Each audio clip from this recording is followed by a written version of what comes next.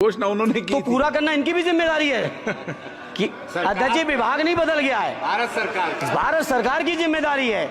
आज जो ये मंत्री जी घोषणा करेंगे अगले मंत्री की जिम्मेदारी बनेगी।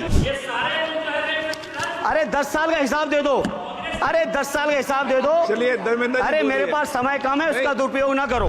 धन्यवाद अध्यक्ष जी। हालांकि हमारी पार्टी का समय नहीं था, बावजूद इसके आपने समय दिया रेल बजट पे बोलने के लिए, उसके लिए मैं आपका बहुत हृदय से धन्यवाद। अध्यक्ष जी, बहुत सारे साथियों ने बड़ी जिम्मेदारी की बात कही, जनरल बोगी बढ़ाने से लेके सफाई से लेके उन सभी चीज़ों के साथ अपने को जोड़ते हुए, क्योंकि अध्यक्ष जी मैं आजमगढ़ संसदीय क्षेत्र से निर्वाचित होकर आया हूँ। आजमगढ़ संसदीय क्षेत्र अपने आप में बहुत ऐतिहासिक क्षेत्र है। अल्लामा शिबली नुमानी, कैफी आज़मी, अयोध्या प्रसाद हरियोत से लेके तमाम जो हमारे एक से एक महान लोगों की ये सरजमी रही है। अध्यक्ष जी, आजमगढ़ क्षेत्र अलग अलग विविधताओं से भरा हुआ है। आजमगढ़ के लोगों को जहाँ रोज़गार के लिए मुंबई जाना पड़ता है, वहीं शिक्षा के लिए आजमगढ़ के लोगों को इलाहाबाद और प्रयागराज की ज़रूरत पड़ती है। प्रदेश की राजधानी लखनऊ है, देश की राजधानी दिल्ली है। इसलिए मैं अपनी ओर से अपने क्षेत्र के लिए आजमगढ़ से मुंबई, जो कोरोना से पहले, माननीय मंत्री जी ध्यान दे दें, कोरोना से पहले आजमगढ़ से मुंबई एक रेल चलती थी जो कोरोना काल से बंद चल रही है।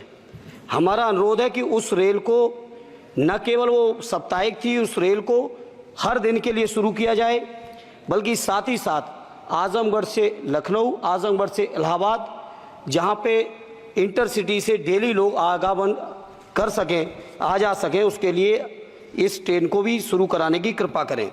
साथ ही साथ अध्यक्ष जी, आजमगढ़ से दिल्ली जाने का केवल एकमात्र जरिया कैफिया ट्रेन है, और कैफिया ट्रेन के में बैठने का टाइम तो सुनिश्चित है, लेकिन कब पहुंचेंगे इस बात की कोई भी जिम्मेदारी और गारंटी नहीं है। इसे मंत्री जी मैं आपसे अनुरोध करूंगा कि आजमगढ़ से दिल्ली के लिए एक नई रेल लाइन, नई रेल ट्रेन शुरू करने की कृपा करें। मैंने जनरल बजट की चर्चा में भी जिक्र किया था, आजमगढ़ से बनारस से बायां आजमगढ़ गोरखपुर तक नई रेल लाइन का बड़ा प्रचार किया गया। अध्यक्ष जी, हमसे पूर्व सांसद ने बहुत प्रचार किया कि हमने सैंक्शन करा दिया है, लेकिन उस पर अभी एक भी रुपए की बजट न स्वीकृत है, न उस योजना का स्वीकृत है। सर्वे ज़रूर हुआ है, डीपीआर ज़रूर बनी है, लेकिन उसकी स्वीकृति मंत्री जी और फंड अभी बाकी है। मैं उम्मीद करता हूं कि आप इसको ज़रूर ध्यान देंगे। साथ ही साथ अध्यक्ष जी, आजमगढ़ में जहानागंज से सठियाओं के बीच रेलवे ओवरब्रिज न होने की वजह से घंटों जाम लगता है। इसी तरह से दो जगह और हैं, कुटवा मझगवा, बालीपुर से रानी की सराय, डुगवा कोटवा रेलवे पर अंडरपास की बहुत ज़रूरत है। अध्यक्ष जी एक मिनट और लेंगे।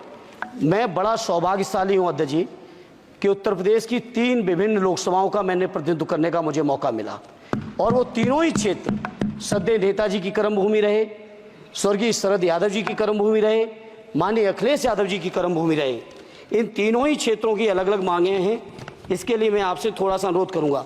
अध्यक्ष जी, जब लालू प्रसाद जी, माननीय लालू जी देश के रेल मंत्री थे, उस समय एक योजना की घोषणा की गई थी इसी सदन में। वो घोषणा थी मैनपुरी से एटा, कासगंज होते हुए बदायूं, बदायूं से संभल होते हुए गजरौला तक नई रेल लाइन की घोषणा की गई थी माननीय मंत्री जी, माननीय लालू जी के समय, और आज तक उसकी घोषणा पे कभी सर्वे भी नहीं हुआ। इसलिए मेरा अनुरोध है, वो पुरानी योजना है। धर्मेंद्र जी, आप ये समझो अब कि घोषणा होती थी, कुछ नहीं होता था। नहीं, उसके बाद 10 साल से तो आप भी हैं, 10 साल से ये भी हैं अध्यक्ष जी, ऐसा नहीं है, ऐसा नहीं है। 10 साल से ये भी बैठे हैं। चूंकि हमारी पार्टी के पास समय कम है, इसलिए हम उसको ज्यादा लंबा नहीं कहेंगे। दूसरा, मैनपुरी से नहीं की थी घोषणा, उन्होंने की तो पूरा करना इनकी भी जिम्मेदारी है कि अध्यक्ष जी विभाग नहीं बदल गया है, भारत सरकार की जिम्मेदारी है। आज जो ये मंत्री जी घोषणा करेंगे अगले मंत्री की जिम्मेदारी बनेगी, अगले मंत्री की जिम्मेदारी बनेगी।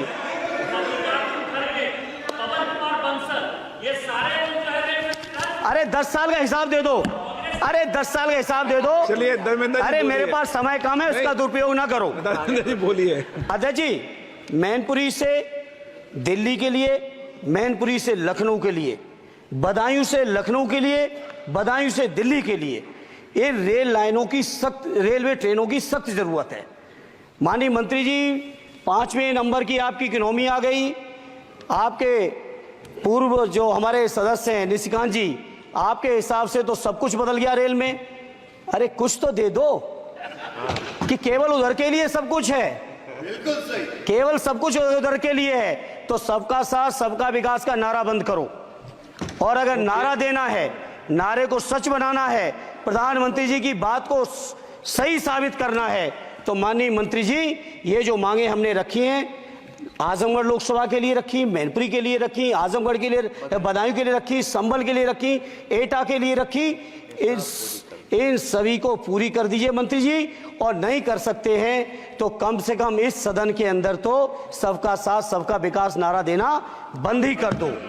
और नारा जिस दिन देना बंद कर दोगे और ये कह दोगे कि आप विपक्ष में आपका नहीं करेंगे, उस दिन हम अपने क्षेत्र के लोगों को संतुष्ट भी कर लेंगे। हमारे क्षेत्र के लोग इतने स्वाभिमानी लोग हैं। माननीय अध्यक्ष जी कि आपने मुझे रेल बजट पर बोलने का मौका दिया। मैं माननीय प्रधानमंत्री जी और माननीय रेल मंत्री जी को बहुत बहुत लाइट बीच में छूट गया, आ गई। तो धन्यवाद अध्यक्ष जी। मैं कहता हूं कि जो मांगे की हैं तीनों ही क्षेत्रों की, उत्तर प्रदेश की जनता की, उसको माननीय मंत्री जी पार्टी से ऊपर उठकर सबके साथ और विकास के लिए पूरा कर दें। आपकी बहुत बहुत मेहरबानी होगी, नहीं तो ये नारा बंद करो। बहुत बहुत धन्यवाद।